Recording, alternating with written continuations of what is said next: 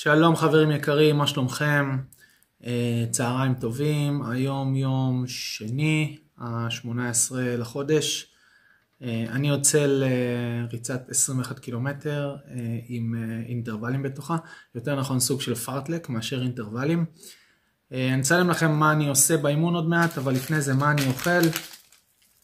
שניים כאלה של 32 GI, כל אחד מהם זה מנה דייסה, אבקה שמערבבים עם מים או חלב, יש בזה 181 קלוריות ליחידה, 38.5 גרם פחמימה, שזה אחלה, אוקיי? אני אוכל שתיים כאלה, אני עושה את זה עם דייסה, אני מערבב בזה יחד עם מים חמים, אני שם שבבים של שוקולד לבן ומייפל, נאכל, נצא לאימון ונעדכן איך היה. טוב, התחלתי חימום. בעיקרון את הריצה הזאת הייתי אמור לעשות אתמול בערב, אבל היום שלי התארך, סיימתי מאוחר, החלטתי לעשות אותה היום. 4 קילומטר חימום, קצב רגוע בין 4.50 ל-5 דקות לקילומטר. 4 קילומטרים של חימום הסתיימו. עצרתי רגע גם כדי לעשות קצת תרגילי מתיחות ספציפיים, חימום ספציפי לפני הסט המרכזי, וגם כדי להסביר עליו. אז אני אסביר שנייה על הסט המרכזי. תראו איזה נוף. הסט המרכזי הוא סט מאוד ארוך, הוא סט של 16 קילומטר פארטלק, שמורכב מקילומטר על קצב 4, התאוששות על 4.20, קילומטר על קצב 4, התאוששות על 4.20, ככה 8 פעמים. זה מייצר לנו סט של 16 קילומטר. ההתאוששות על 4.20 זה לא בדיוק התאוששות על 4.20, אלא זה לעבוד עם שני קצבים, אחד קצב תחרות ואחד קצב שהוא איטי יותר מקצב תחרות. אז לצורך העניין קצב 4 זה קצב תחרות של חצי איש ברזל, חצי מרתון בצורך חצי איש ברזל, וקצב 4.20 זה קצב איטי יותר. אז אנחנו לוקחים שני קצבים, עובדים עם שניהם ויוצרים איזשהו מיקס על מנת לייצר קפיצה פיזיולוגית. אוקיי? נעשה כמה תרגילי מתיחות ונתחיל.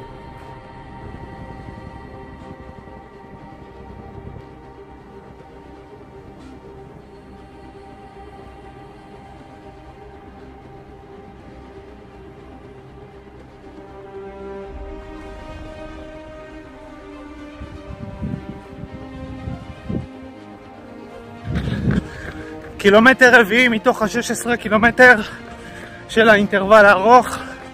אני נמצא כרגע בסט השני של הקילומטר על 4.20.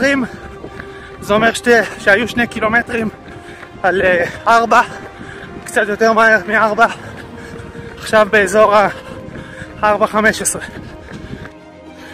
סט רביעי על קצב 4 או טיפה יותר מהיר. 4.20 בהחלט עוזר להתאושש, חשוב להקפיד על זה כדי שיהיה אפשר לפרוץ שוב עם קצב תחרות בקילומטר הבא.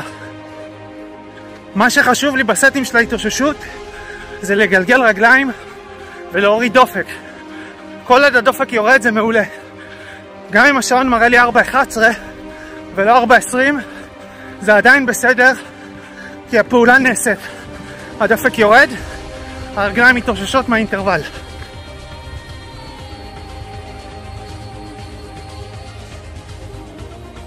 טוב, הכובע התהפך, זה אומר שדברים נהיו רציניים פה.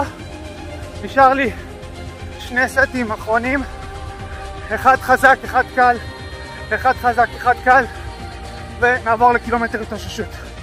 קדימה, בואו נסיים חזק.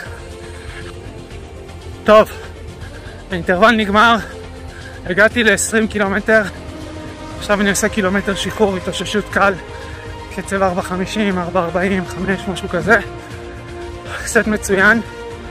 אחרי זה נדבר על נתונים. לא צילמתי אינטרוולים 7-8 כי עבדתי. זהו בגדול, סיכום בהמשך. טוב, היה אימון מעולה. אני אזכיר מה היה. אימון חצי מרתון עם 4 קילומטרים של חימום, 1 קילומטר שחרור בסוף, ובאמצע סט מרכזי של 16 קילומטר, של קילומטר קצב 4, קילומטר 4.20, קילומטר 4, קילומטר 4.20.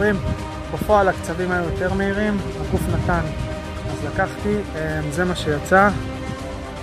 בשעון, חצי מרתון, שעה 29:29, קצב 4:14.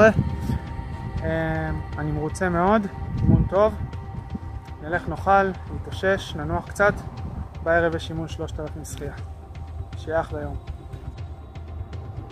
טוב חברים, אני רוצה להוסיף כמה מילים לגבי האימון. תראו, מאוד מאוד חשוב להבין שאנחנו עובדים עם הגוף ולא עם שרלי גלידה ולא עם תוכנית אימונים. מה זה אומר? אני הייתי אמור לצאת לאימון הזה אתמול, אוקיי? אממה, לא הרגשתי טוב כל כך עם הגוף. היה מאוחר בערב כבר. הייתה לי תחושה שהאימון לא יצא טוב, אוקיי?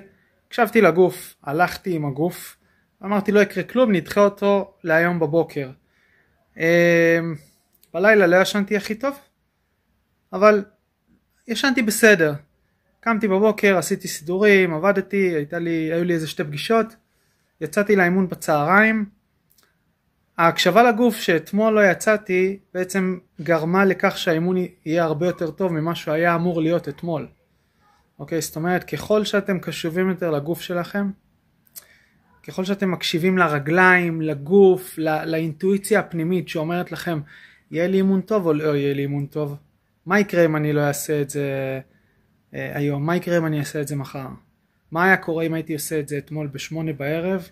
או היום ב2 בצהריים? מה ההבדל? מה, כאילו מה? עוד 30 שעות? פחות, איזה 30? עוד איזה 20 וקצת, 20 שעות? פחות אפילו. כאילו מה? תקשיבו לגוף. תקשיבו לגוף.